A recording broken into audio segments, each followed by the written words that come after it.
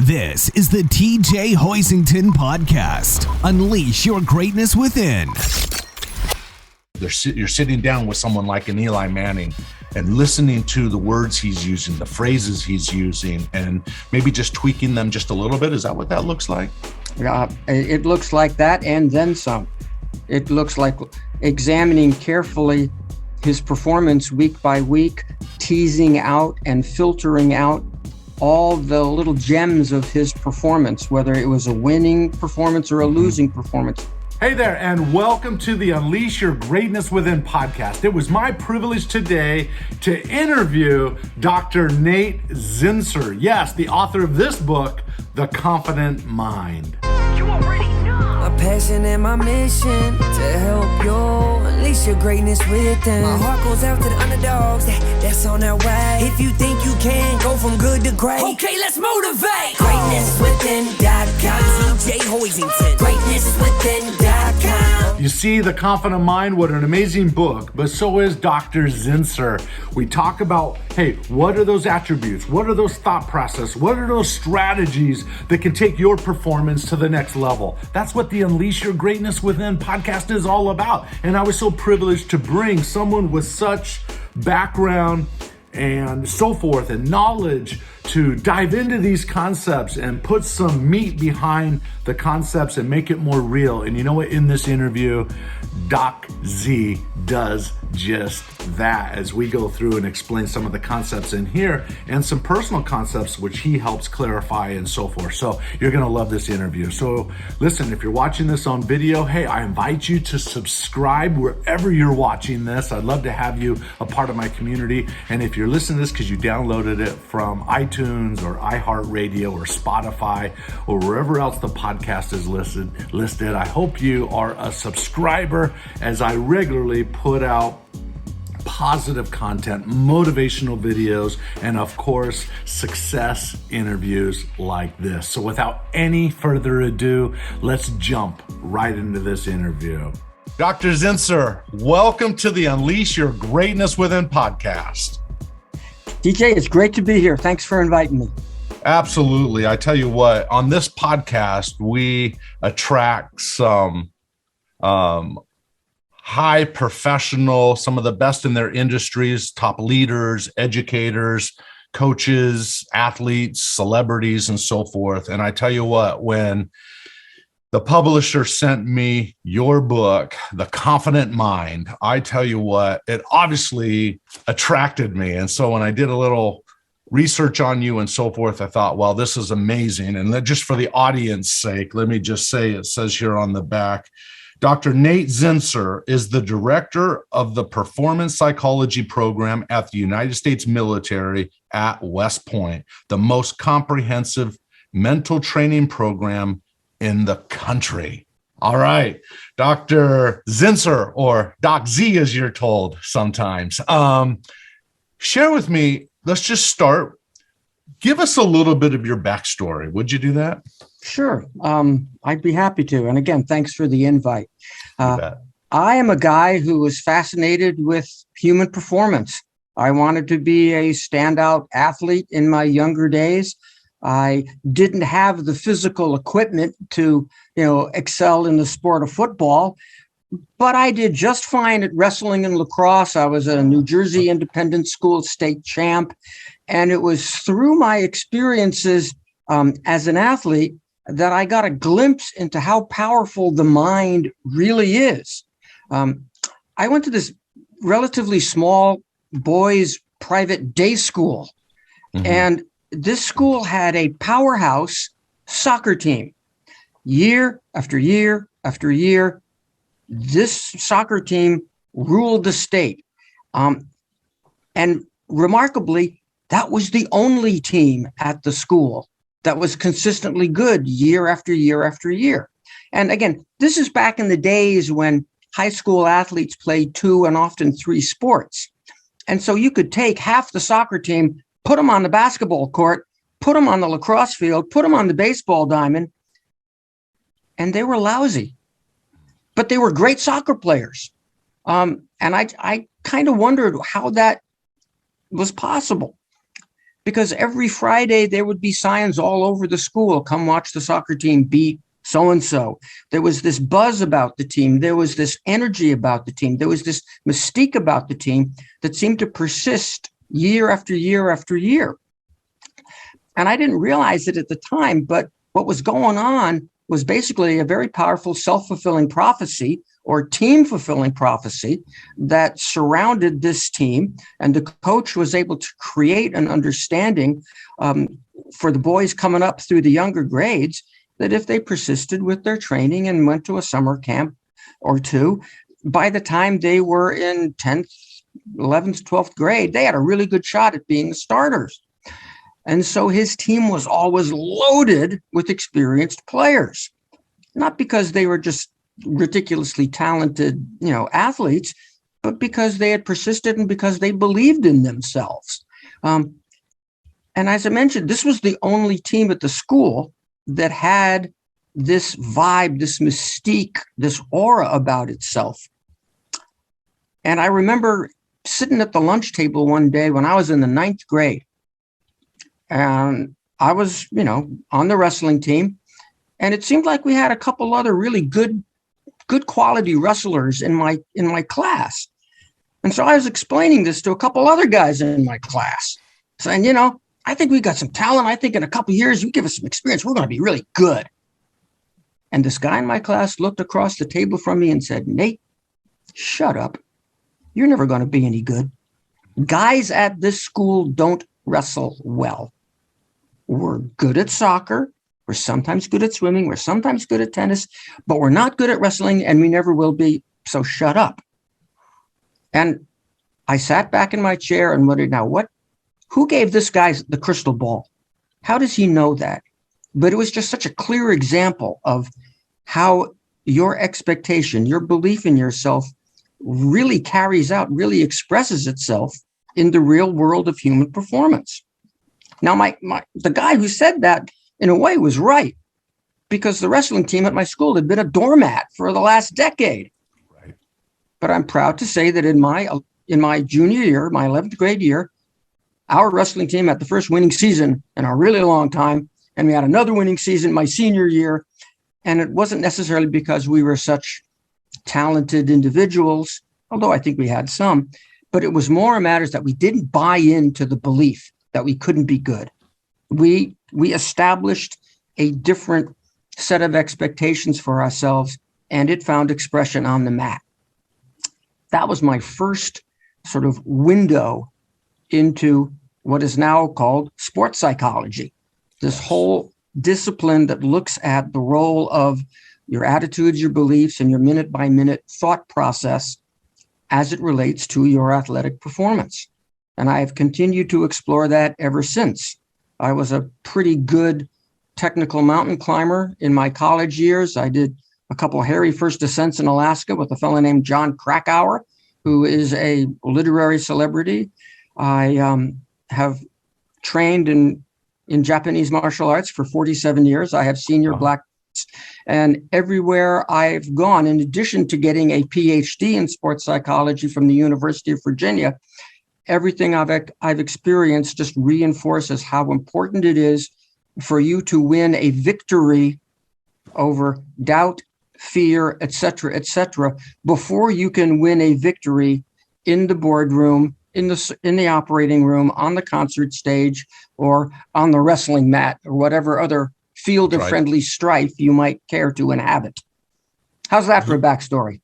I love it. I mean, the whole concept is something you've been living for couple decades now, about the concept of unleash your greatness within, right? This is the Unleash Your Greatness Within podcast. When I wrote If You Think You Can, it was always about this, what you write in your book. It was always about, you said this in your book, are you as good at your job, your profession, your passion as you could be? Would your life be different if you won your first victory? So I was going to have you define what the first victory was. And it sounds like you just said it, right? You've got to have that belief first that possibility exists, and then follow it up with action. Would you add or tweak any of that I just said? I'll just tweak it very carefully. I came upon the concept of first victory as part of my reading in Asian philosophy, martial arts history. The Chinese military strategist Sun Tzu, author of a very famous book entitled The Art of War, specified in The Art of War that victorious warriors win first and then go into battle, while losing warriors go into battle and then hope to win. That was the genesis of the term first victory. You win this first victory in your own mind, in your own heart, before you take the physics final exam, before you go out to kick that potential game-winning field goal, before you step onto the stage to play the Brandenburg Concerto on the trumpet. Right. No, love that. Love that. Okay, so how does that tie in? I was just curious, little side note here. So now you work at West Point, right? And you provide the mental training program there and so forth. What does that look like? What are you we'll get into some of the concepts of the book. So we don't need to jump too much in the concepts yet because we're going to go there. But what does that look like on a daily basis over there with the cadets? It consists of me holding individual meetings with cadets who are seeking a mental edge and the ability to, as you would put it, unleash their own greatness. Right. Many of them are intercollegiate Division I athletes who have dreams of being an All-American or a national champion. Some of these cadets have dreams of being elite military performers, excelling in Army Ranger School, eventually going on to Special Forces assessment. Some of these cadets are struggling with the demands of West Point. And let me tell you, this is not your average undergraduate institution. This is a federally funded military service academy. You are carrying a very high academic load, 18, 20 credit hours in some cases. You have a job in the Corps of Cadets to be the officer responsible for certain other cadets, the officer responsible for certain functions within your company.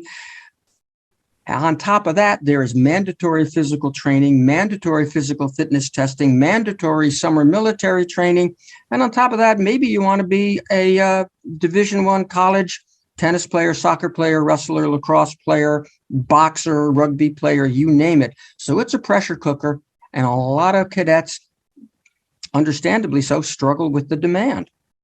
And so I have worked with many cadets who are seeking to unleash as much greatness as they can in order to, in some cases, pass the mandatory physical fitness test, pass the mandatory survival swimming course, pass the annual indoor obstacle course test, all of these things that are graduation requirements that require a heck of a lot of skill and a heck of a lot of confidence in your skill.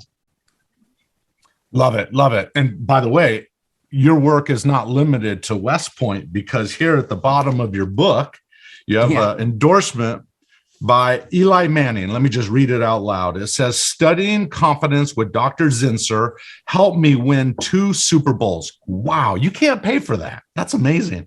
He goes on to say, "I recommend The Confident Mind, this book, to competitors everywhere." Eli Manning, 2-time Super Bowl MVP.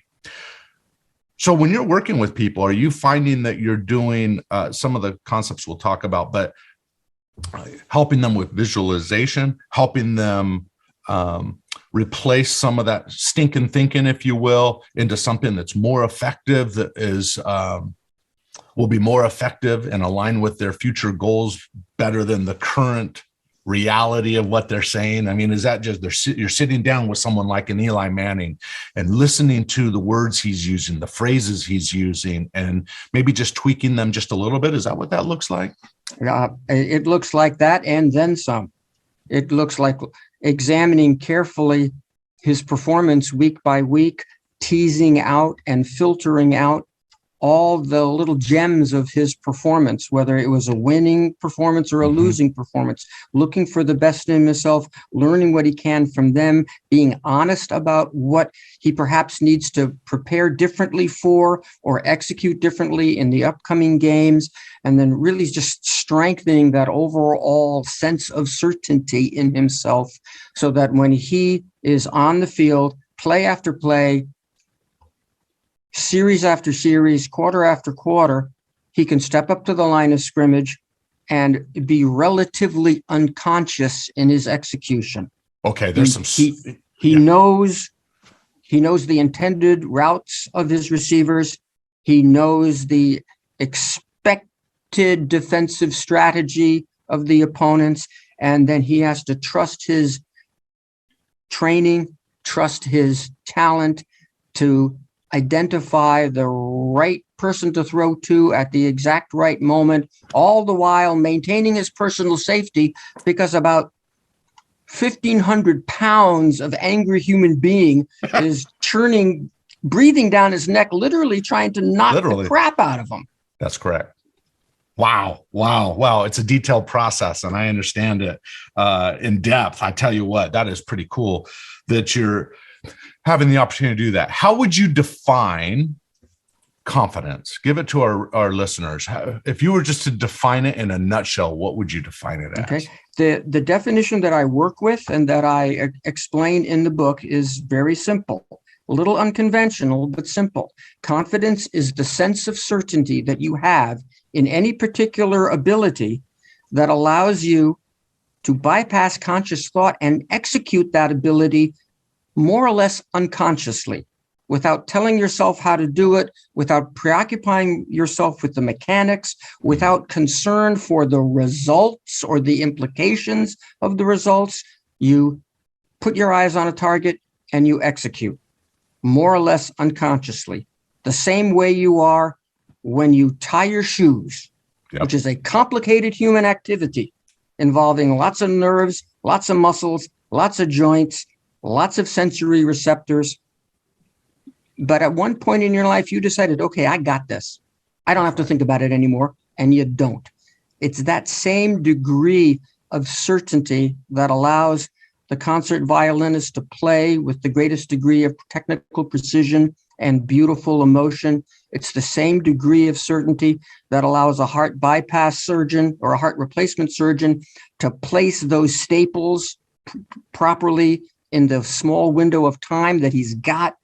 It's what allows the soccer player to sense the movement of 8 other women on the field and make the pass at the right moment to the right person, and then move into the right position to support the offensive surge.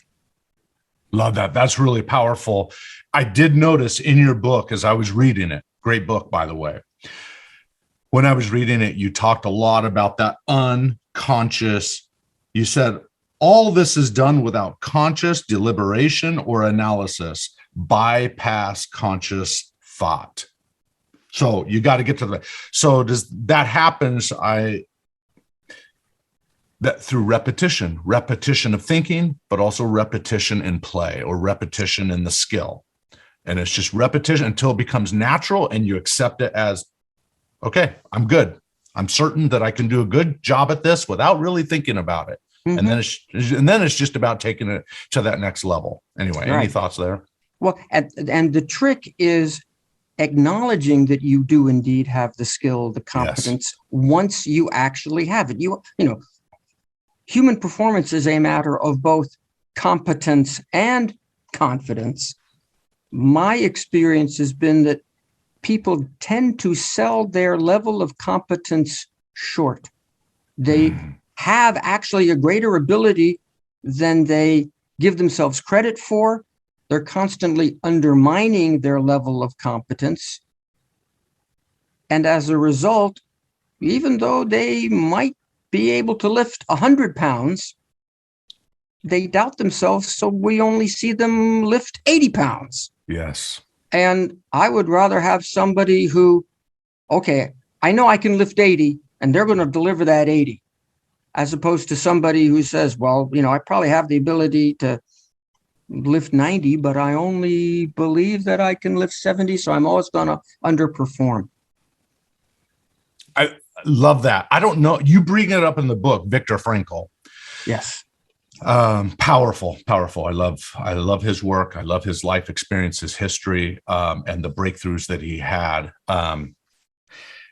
But there's a video out there that shows him talking to a student body. I'm sure you've seen it. We don't need to dive too much into it, but he's speaking to a student body in front of him. And he talks about viewing yourself in an ideal way.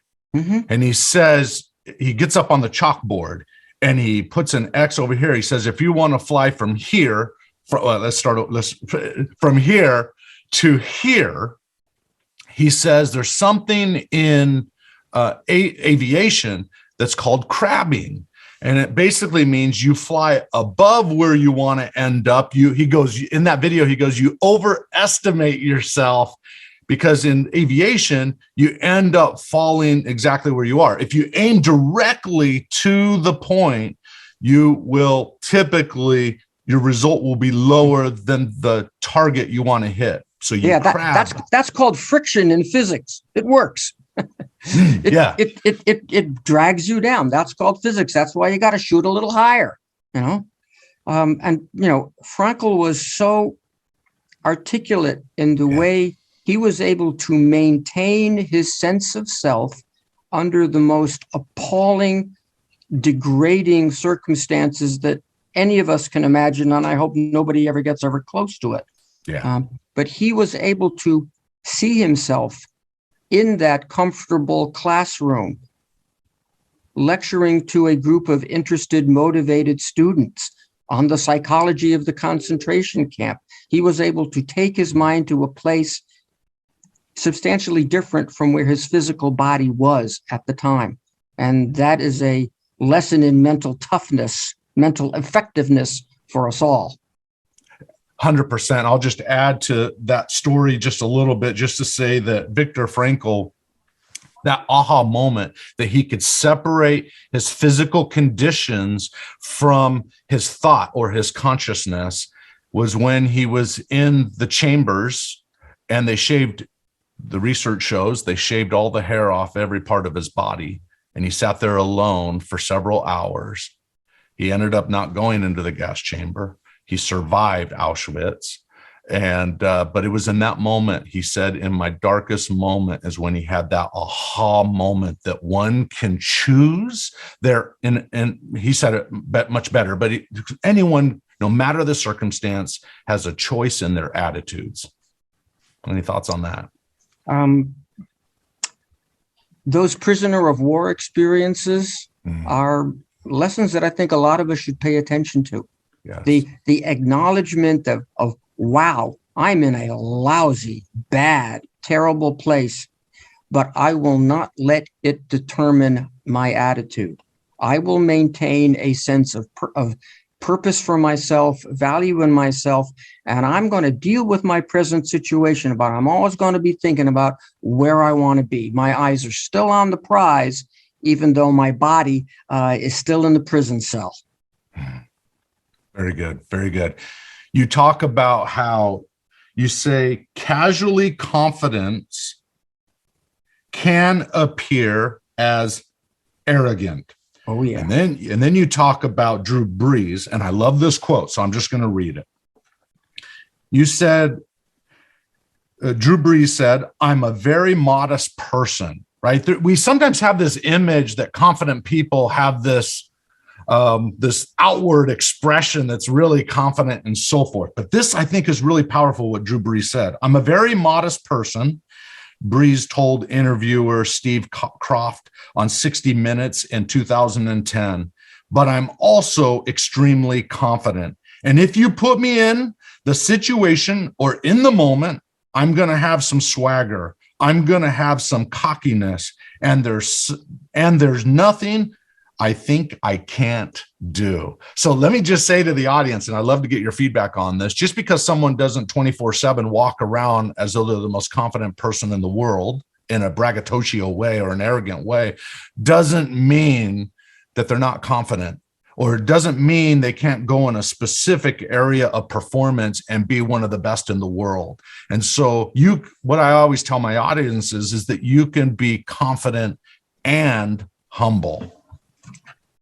Oh, couldn't agree with that more. I make the point, and I have to express this to lots of my, clients and students as well, is that you can be very inwardly confident.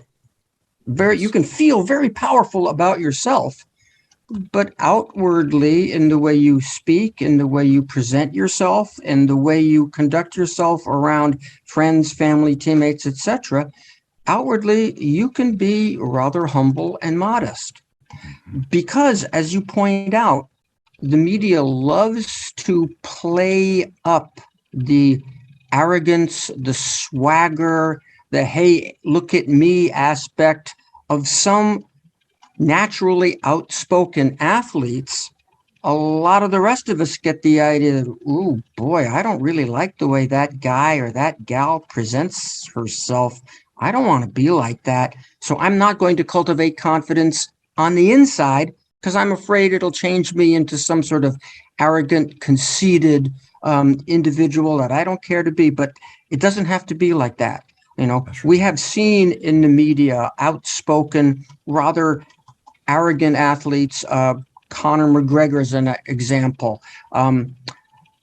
Richard Sherman, Deion Sanders, two football players, going back to a young man named Cassius Clay, later known as Muhammad Ali, who was an outspoken individual. And to him, it made perfect sense to say, yes, I'm going to knock out so-and-so in the 4th round.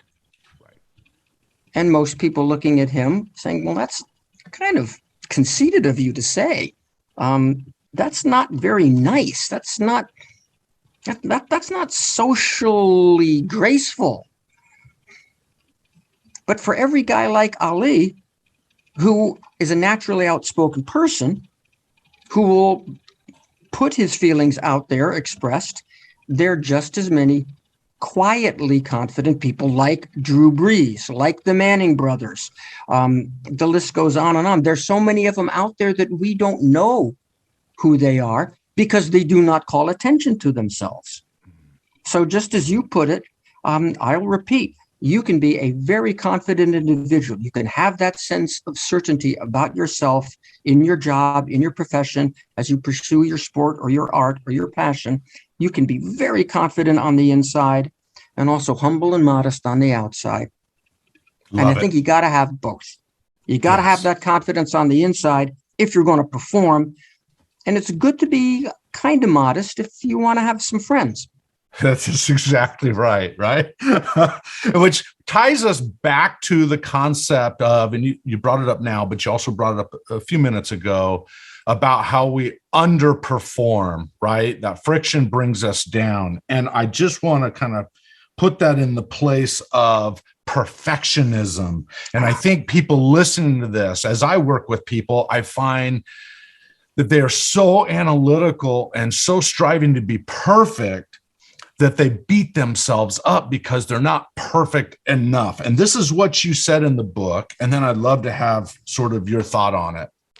You said, and it has to do with what stories you're telling yourself. You said there are disturbingly similar stories of talented and dedicated people ruining their careers because they cannot accept the simple truth that they will never be perfect. And then you go on to say, research shows that the highest achievers in any field are those with only moderate levels of perfectionism.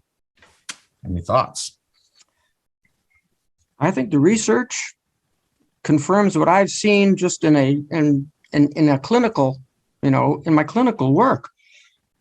People who are very, very, very perfectionistic are so good at focusing almost exclusively on their setbacks, mistakes, and imperfections that they build a level of physical tension, a level of emotional worry, which in turn inhibits their next performance. It's a form of sabotage, if you will. Yeah. Perfection is a wonderful thing to strive toward. We should all attempt to be absolutely freaking perfect every time we practice and every time we play. However, striving for perfection is one thing, and that's fine, but demanding perfection from yourself each and every time is a killer.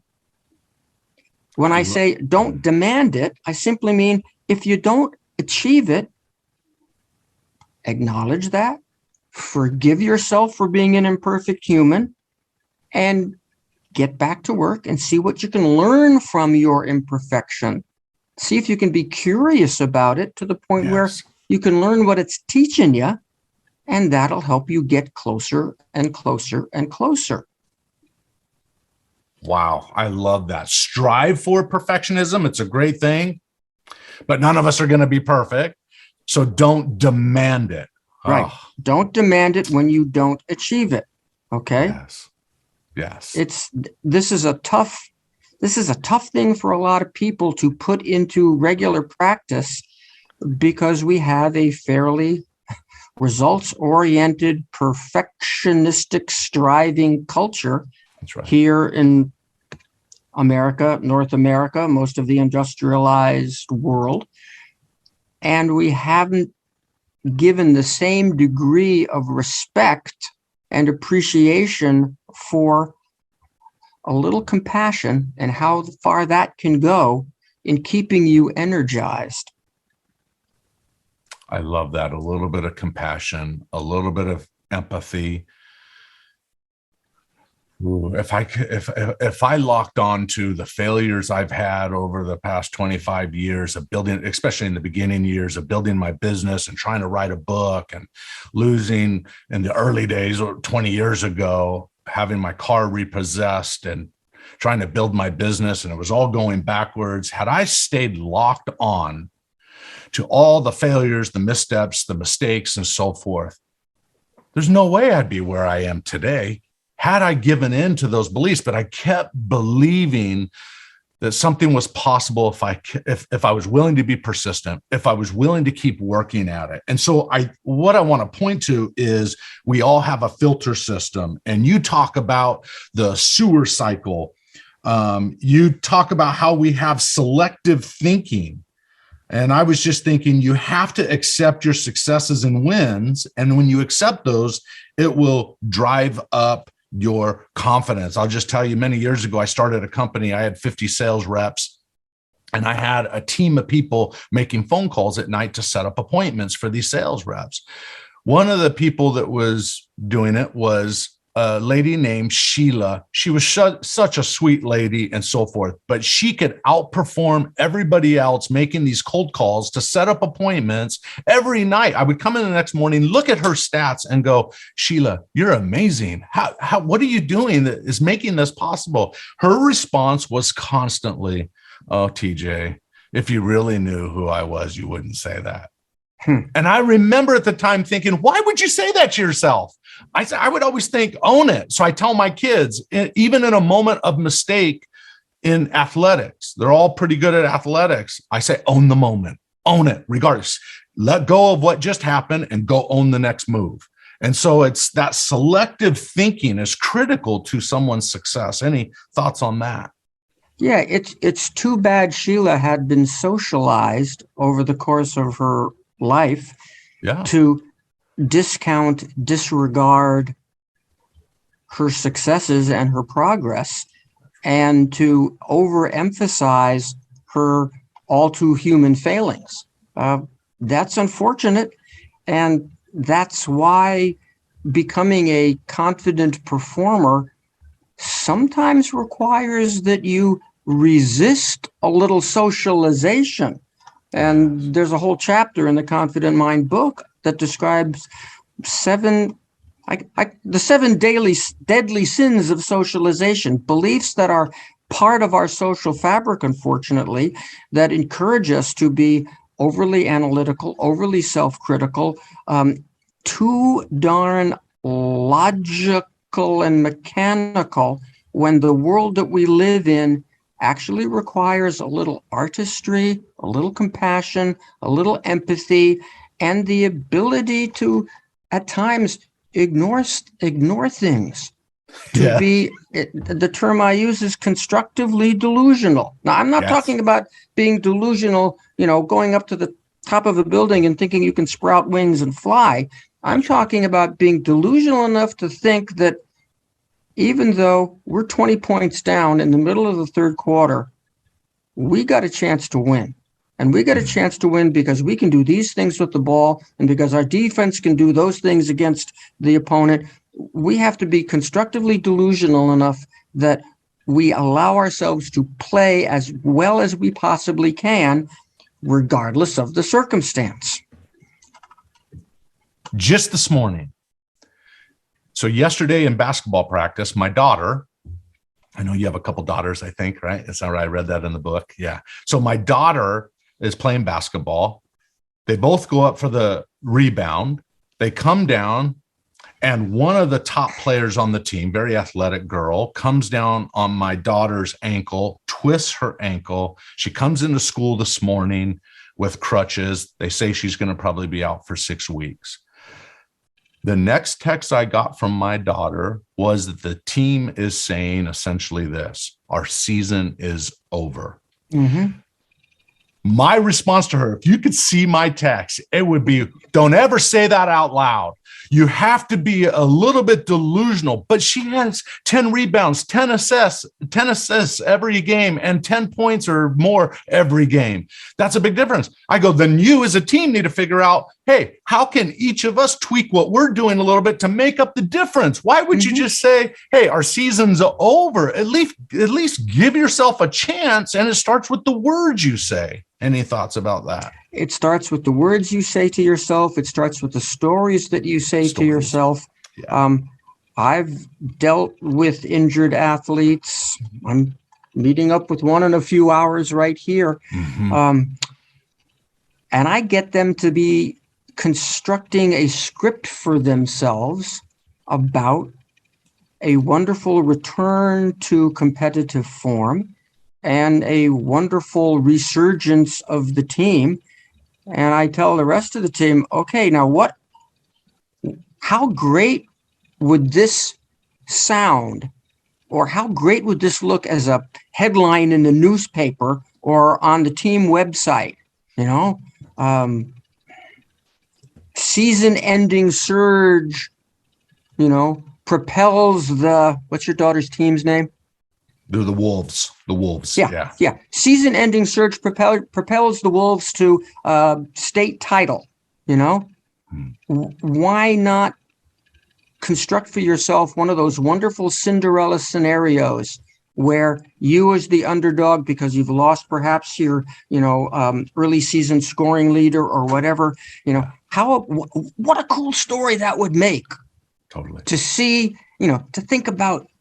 That's late season surge coming through in the clutch, beating the top ranked team in the tournament. How cool would that be? Can you allow yourself to generate some excitement and momentarily set aside any sense of quote unquote realism that you might have? Well, it's not realistic to think that we could do that. Well, wait a minute. Are you sure it's not realistic? Are you sure you're not just justifying some negativity by saying, well, I'm just being realistic? When it really gets down to it, without trying to get too philosophical here, reality is a pretty darn fluid thing. It is. And we're constructing our own realities minute by minute by minute. How about constructing for yourself a reality in which the Wolves do go on that late season surge, as opposed to the reality that you are actually constructing for yourself right now by saying, oh, our season's going down the tubes. We have no hope now. Take your pick. Which reality do you want? That's it. Which reality do you want? And you always, Viktor Frankl, right, taught us you always have that choice to focus on what you're going to focus on. And you say in the book, The Confident Mind, everybody needs to get this book. It's powerful, full of stories, full of research. And the way that you wrote it keeps you engaged with thinking and seeing it. You really color the images really well in your book. So I congratulate you on this book. You say in the book, envisioning the future, creating your own deja vu experience, which is exactly what you were just talking about. And you also use this as the title in that area where you talk about what you just described. Is it real or is it delusional? And you talk about the self-fulfilling prophecy. And later in the book, in that area, you talk about Lady Gaga, and you say this, I'll just quote it here. Lady Gaga maintained a vision of her eventual stardom long before her breakout commercial success. Quote, she would say, I used to walk down the street like I was an effing star, she told the Rolling Stone magazine for her first cover story in 2009. Quote, I operate from a place of delusion. I want people to walk around delusional about how great they can be, and then to fight so hard for it every day that the lie begins to become or becomes a truth. So well said. Yeah, she'd be a great psychologist if she wanted to change careers. For sure. I wrote in If You Think You Can several years ago, Jim Carrey, who said this, which is similar. I've always believed in magic. When I was doing something in this town, LA, I'd go up every night, sit on Mulholland Drive, look out at the city, stretch out my arms and say, everybody wants to work with me. I'm a really good actor. I have all kinds of great movie offers. I just keep repeating these things over and over and over, literally convincing myself that I had a couple movies lined up. I drive down that hill ready to take on the world going, quote, movie offers are out there for me. I just don't hear them yet. Yeah. Right. The actual structure of that language is very, very important. And I hope all your listeners get this. The language that we just heard, the offers are out there. People want to work with me.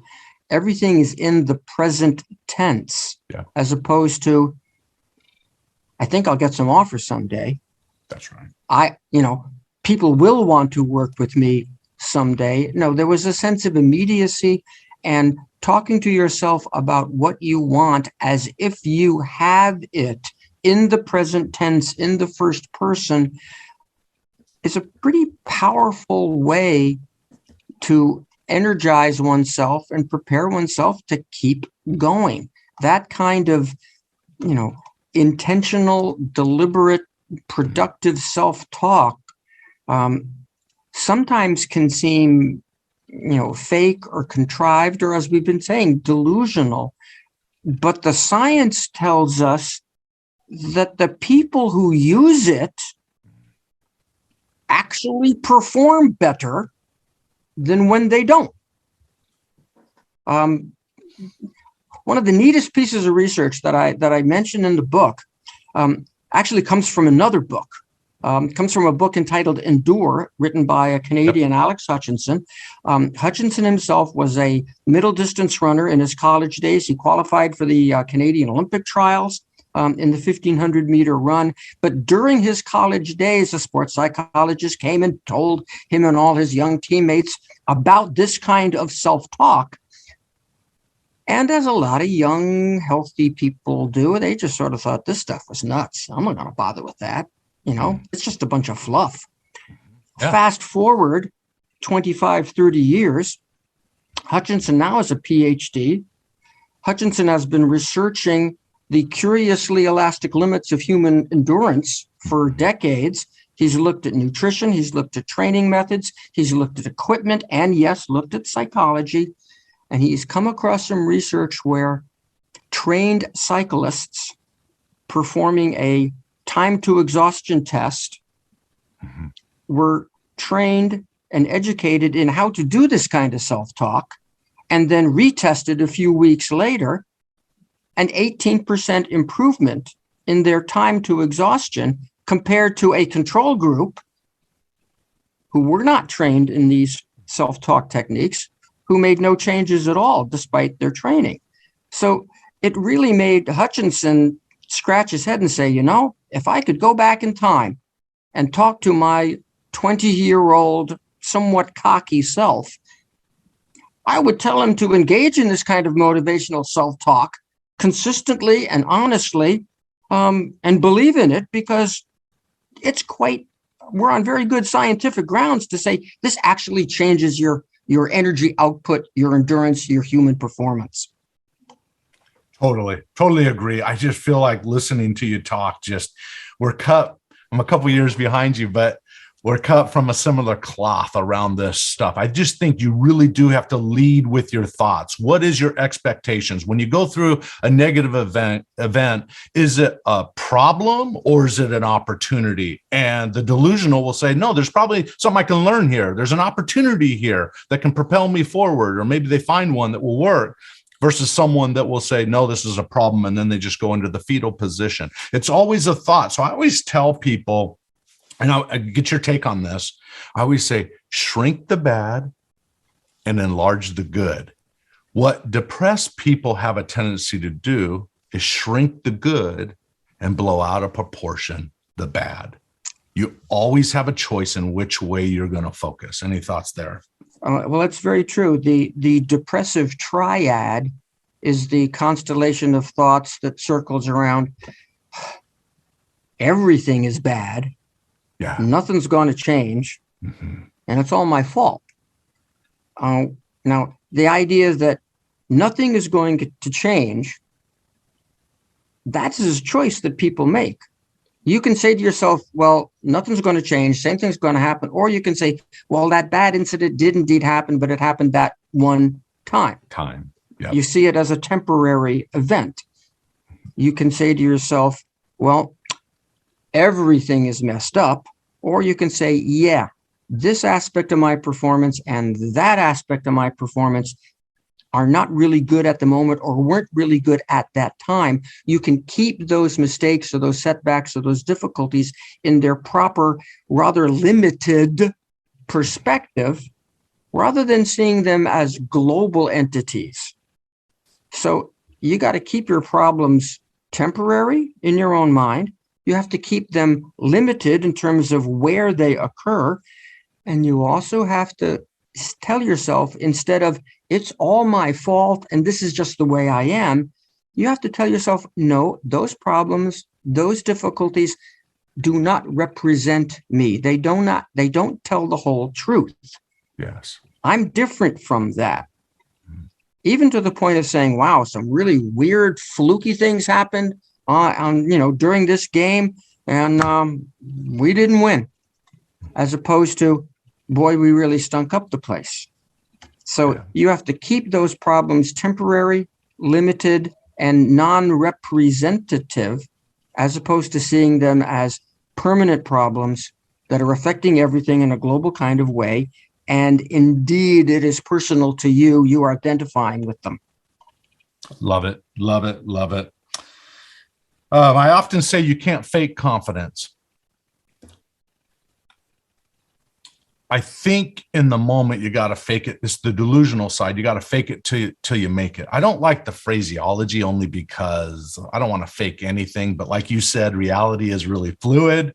So fake it till you make it. But I say to develop confidence, yes, you kind of have to fake it till you make it a little bit in the beginning, but you got to follow it up with developing your skills, your competencies. And it's going to take some action and some discipline. You can't just rely on each time I'm going to fake it. I don't want to go to a surgeon that just does well every once in a while, just faking it till you make it. I want someone that has turned it over to the subconscious, free flowing, natural thought, created the myelin sheath or whatever that creates those synaptic connections that speed faster through between the neurons and so forth, to such a way that they don't even have to think about how well they're performing. They do it naturally. And so I just want to emphasize, You can't just go out there and act fake and think that that's going to be sustained. You got to go develop your skills, develop your thought processes so that it is sustained over time. Any thoughts about action or whatever? Take the actions to build your skills when you can. When it is time to perform, forget about building and think about releasing, letting go, spending the money that you have saved. Those are two different states of mind, and those are two different forms of discipline, if you will. Right. You know, the discipline to look at yourself honestly, to identify your weaknesses, to be somewhat analytical and self-critical. There are times in your practice when you need to do that, but there are also some times in your practice where you need to say, okay, I've made some corrections. Now I'm going to practice being very loose, very reactive, almost unconscious, and I'm going to get myself comfortable with that. Because when it comes time to step into the arena, whether it's the boardroom, whether it's the sales negotiation, whether it's the Super Bowl, the Wimbledon final, you can't be in the process of, okay, let's see how much better I can get. You got to be in the process, okay, let's let out everything that I've been working up. Okay, this is when I switch from development to delivery. And I want to be talking myself through a process where I kind of take an inventory about all the work I've done and all the success I've achieved and all the competence that I've built up. And now I'm in this situation. I see my opponent. I see the situation. I know the arena. I know the demands and characteristics. And now I'm going to decide that I'm enough. I'm going to decide that I'm enough in that moment. Maybe in a perfect world, I would have done more training, or I would have done more practice, or I would have done more study in a perfect world, but we're not living in the perfect world. We got to perform now. You always give yourself the best chance if you come into that performance with the conviction, I'm enough, I'm enough, I'm enough. That does free you up considerably. I love that. I'm enough. I'm enough. I'm enough. When I prepare a speech, I'll take hours to prepare it. But the moment I step on stage, I realize this is not the time to prepare anymore. This is not the time to worry about whether I'm prepared or not. Now it's time to turn that part of my brain on that says, own it, TJ, go get it, TJ, trust your instinct, speak from your heart. And you know what? It comes out just fine without me being over analytical about every detail. And if I'll just let go of that detail in the moment, I'm telling you, Doc Z, I'm telling you, it just makes a difference by doing the best you can to be certain in preparation, but then let go, like you said, let go and go do. Very, very true. Human performance always seems to be maximized when there is this minimum of self-analysis, self-awareness. Human performance always seems to be better when certain parts of your brain are on vacation. And the neuroscience literature is actually very clear on this. I mean, brain scans of people in highly concentrated, effective states show a rather economical brain. There are a few areas that are lit up because they're the ones that are important for the task at hand, but everything else is pretty darn quiet because it's unnecessary. It's when you got too much brain working, that's when the parts of your brain that are unnecessary to the performance of a task, they just get in the way, you know. You think about these guys like Alex Honnold who climbed El Cap without a rope. He is able to suspend, turn off, ramp the volume down of so many of the common fears that most of us walk around with all the time.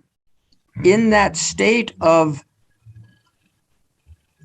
all I can say is utter and complete trust, his ability, his gripping ability, his very well developed sense of balance and body control can operate at its fullest expression. And that is what allows him to do things that most of us mere mortals just drop our jaws when we see. I love that.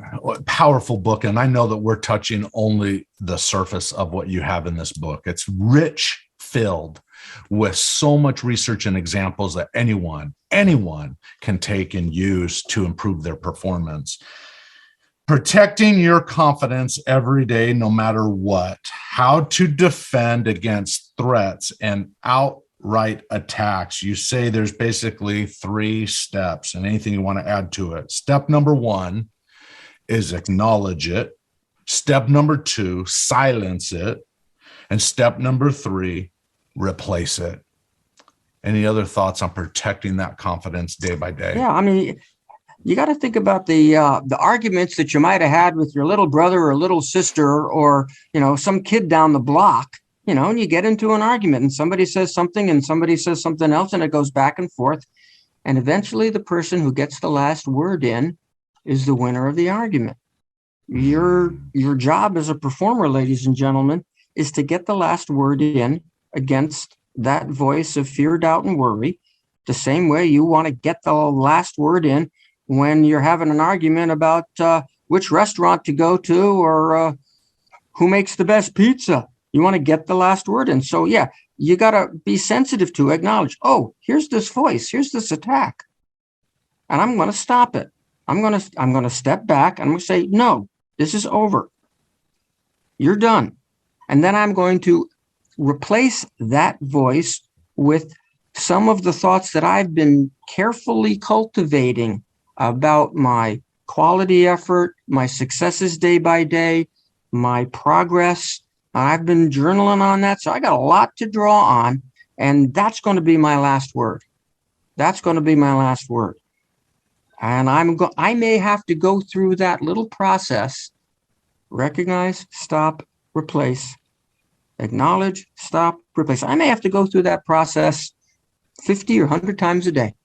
And as long as I am doing that, I'm winning the moment. I'm winning that moment. I'm winning that little first victory right there. And if I keep doing that, I can't be stopped. Because I'll tell you something, people, everybody else that you compete with, they got the same amount of negative chatter that you do. And if you can just do a 5%, 10% better job of acknowledging it, stopping it, replacing it than your opponent does, your competitor does, well, you just created an advantage for yourself. So even though it might seem like work, it is literally creating an advantage for yourself compared to all the other people who are after the same thing you are. Wow. Well said. I just wrote down here, last word, meaning that the last word is going to be what you want, not what you don't want, right? Exactly. We want to move to what we do want. What is that future image? What is that future phrase? Words trigger images, which trigger emotions. So we want to make sure we get the right words in place that trigger the right pictures. Listen, it was great to have you. I feel like I would love to just sit in your office there. You look like you have a beautiful office. I would first look at all the pictures in there and ask a lot of questions and be curious behind you. But then to sit down and just enjoy time with you, we could spend a lot more time going over the concepts that you spend much of your life cultivating and teaching and coaching high achievers around the world, especially those at West Point and so forth. How can people get your book? A couple ways. You can order it through my website, drnatezinsser.com. Okay, we'll put that up there. Yep. And if you simply Google the title, Confident Mind, HarperCollins, the publisher, that'll bring you to a link from which you can order the book via Amazon or Barnes & Nobles or whichever online retailer you choose to patronize. No, great. Everyone, go get your copy of this book. Visit, give the website one more time, would you? drnatezinsser.com. drnatezinsser.com, or as people refer to you, Doc Z. Did I get that right? Doc Z. You got that right. Okay. Well, listen, in closing, what would you say about deciding to be different? That's one of your later chapters, deciding to be different. Any last thoughts there? And then we'll come to a close. Sure. You know, if you want to be the best in a given field, or if you want to be better than most of the other people in a given field, by definition, does that mean you're asking yourself to really be different? And so it's incumbent upon you to decide to think a little differently than everybody else. You can't be the best at anything if you're just like everybody else. You can't be the best in the world unless you think differently than the best in the world. And unfortunately, so much of our primary and secondary and even undergraduate schooling is all about teaching us how to fit in and be normal and not rock boat. So let's think about differentiating ourselves from our competitors, from our opponents, certainly in terms of the quality of work that we put in, the preparation that we undergo. But let's think about differentiating ourselves from our opponents and our competitors by the quality of our thinking. Let's think more effectively, constructively, productively than they do.